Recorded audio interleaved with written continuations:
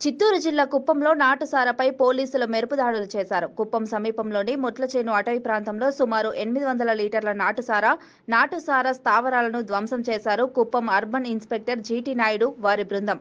నాటుసారాకి సంబంధించి సామాగ్రిని స్వాధీనం చేసుకుని నాటుసారా సామాగ్రిని నిందితులను పోలీస్ స్టేషన్కు తరలించారు. నాటుసారాను తయారు చేసినా, నిల్వ ఉంచినా, విక్రయించినా కఠిన చర్యలు తప్పవని అర్బన్ సీఐ జీటీ నాయుడు హెచ్చరించారు.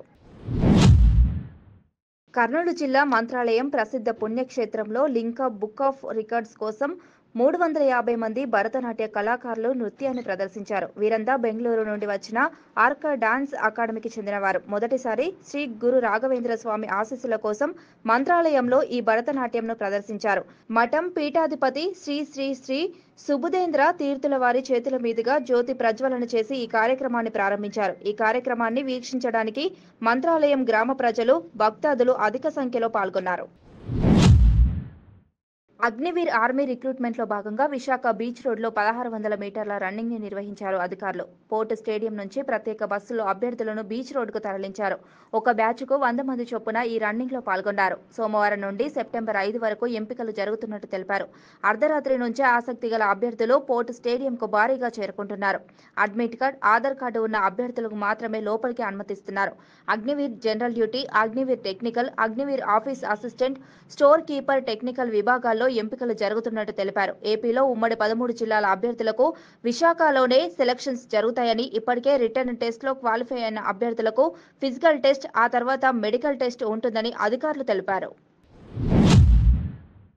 టెక్కలి స్థానిక ఇందిరాగాంధీ జంక్షన్ వద్ద అన్న క్యాంటీన్ రాష్ట్ర వ్యవసాయ శాఖ మంత్రి కింజారపు అచ్చెన్నాయుడు పునఃప్రారంభించారు. అలాగే కొత్తపేట పార్టీ ఆఫీస్ దగ్గర కూడా అన్న క్యాంటీన్ ప్రారంభించి పేదలకు 5 రూపాయలకే భోజన పథకం అమలు చేశారు.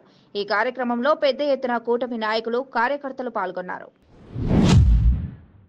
ఉండి పెనియయేలు ప్రార్థన మందిరంలో ఘనంగా జరిగిన స్త్రీల ఆదివారం అందరూ కూడా భక్తి శ్రద్ధలతో క్రీస్తును ఆరాధించారు. అనంతరం బైబిల్ పోటీలో గెలిచిన వారికి బహుమతులను అందించారు.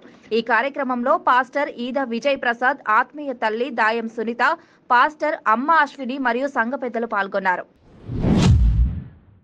రాజం మండలం పెనుబాక గ్రామ సమీపంలో ఉన్న సీతారామ ఆయిల్ ఇండస్ట్రీలో అగ్ని ప్రమాదం చోటు చేసుకుంది. మిల్లులో ఉన్న గోడౌన్లో ఒక్కసారిగా అగ్నికీలలు ఎగిసిపడడంతో సిబ్బంది అప్రమత్తమయ్యారు. రాజం అగ్నిమాపక అధికారులకు తెలియజేయడంతో ఘటనా స్థలానికి చేరుకున్న సిబ్బంది మంటలను అదుపు చేస్తున్నారు. పూర్తి వివరాలు ఇంకా తెలియాల్సి ఉంది. చింతూరు మండలం మోతగూడెం గ్రామంలో ఏపీ జెన్కో ఆసుపత్రి గదిలోకి దూరిన 15 అడుగుల కింగ్ కోబ్రా అక్కడి వారిని తీవ్ర భయభ్రాంతులకు గురిచేసింది. ఆసుపత్రి సిబ్బంది వెంటనే ఫారెస్ట్ అధికారులకు సమాచారం ఇవ్వడంతో అక్కడికి చేరుకున్న ఫారెస్ట్ అధికారులు దాని ప్రాణానికి ఎటువంటి నష్టం లేకుండా కింగ్ కోబ్రాను సమీప అటవీ ప్రాంతంలోకి వెళ్లేలా చర్యలు చేపట్టారు.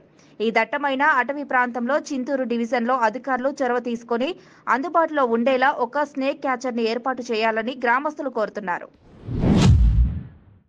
రంపచోడవరం పోలీస్ స్టేషన్ వద్ద ఏర్పాటు చేసిన ఫ్యామిలీ ఉమెన్ కౌన్సిలింగ్ సెంటర్ను రంపచోడవరం అడిషనల్ ఎస్పీ జగదీష్ ఆడహల్లి సోమవారం ప్రారంభించారు. భూమిక ఉమెన్స్ కలెక్టివ్ వారి సహకారంతో ఈ సెంటర్ను ప్రారంభించారు. ఈ సందర్భంగా అడిషనల్ ఎస్పీ జగదీష్ ఆడహల్లి మాట్లాడుతూ ఈ కౌన్సిలింగ్ సెంటర్లో సేవలు ప్రతి సోమవారం, గురువారం రోజుల్లో అందుబాటులో ఉంటాయని, రంపచోడవరం పరిధిలో ఉన్నటువంటి ప్రజలు ఈ అవకాశాన్ని వినియోగించుకోవాలని తెలిపారు. ఈ కౌన్సిలింగ్ సెంటర్లో భార్యాభర్తల గొడవలు మరియు మహిళలకు సంబంధించిన సమస్యలకు కౌన్సిలింగ్ ఇవ్వడం జరుగుతుందని తెలిపారు. పార్వతీపురం మాన్యం జిల్లాలో ఏనుగుల దాడిలో ఓ వృద్ధుడు మృతి చెందిన ఘటన స్థానికంగా కలకలం రేపింది. మృతుడు కొమరాడ మండలం వన్నాం గ్రామంకు చెందిన వ్యక్తి వానశివుడిగా, అతని వయస్సు 60 సంవత్సరాలుగా తెలుస్తోంది. ఏనుగుల గుంపు దాడిలో స్థానికులు భయభ్రాంతులకు గురవుతున్నారు. ఇలాంటి సంఘటనలు తరచూ జరుగుతూ ఉన్నా అటవీశాఖ అధికారులు పట్టించుకోవడం లేదని వారు వాపోతున్నారు.